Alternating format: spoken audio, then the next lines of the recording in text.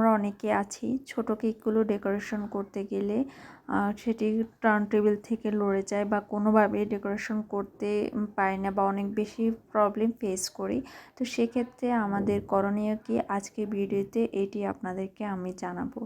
এই যে আজকের আমি যে কেকটি ডেকোরেশন করছি, এটি একটি হাফ পাউন্ড কেক ছিল এবং অনেক বেশি লড়াচড়া করছিল, তাই আমি টার্ন টেবিলের উপরে একটা টিস্যু পেপার দিয়ে কেকটি বসিয়ে দিয়েছি। এবার আলহামদুলিল্লাহ খুব স্মুথলি আমি ফিনিশিংটা দিতে পেরেছি। তারপর থেকে আর একটু নড়াচড়া করেনি। তারপর এখানে আমি একটি বেবি স্টিকার বসিয়ে দিচ্ছি।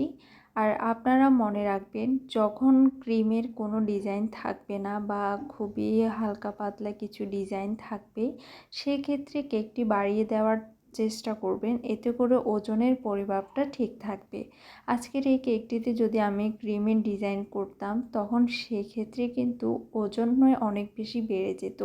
যেহেতু আমি কোনো প্রকার ক্রিমের ডিজাইন করব না, তাই আমি কেকের ওজনটা বাড়িয়ে দেওয়ার ট্রাই করেছি।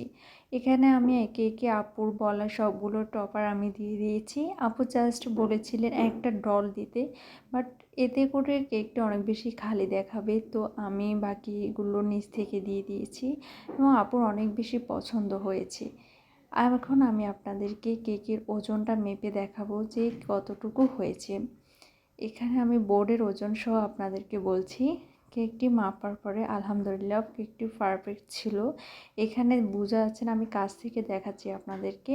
এখানে 475 গ্রাম ছিল, যা বোর্ডের ওজন বাদ দিল হাফ পাউন্ড হিসাবে একটু বেশি। তো এটি একটি 1 মান্থ বার্থডে কেক ছিল। তো 1 মান্থ বার্থডে কেকটি অবশ্যই একটু ইউনিক ছিল। এই টাইপের ইউনিক কেক করতে পেরে আমার অনেক বেশি ভালো লাগছিল। থ্যাংক ইউ এরকম একটা কেক করার সুযোগ দেওয়ার জন্য।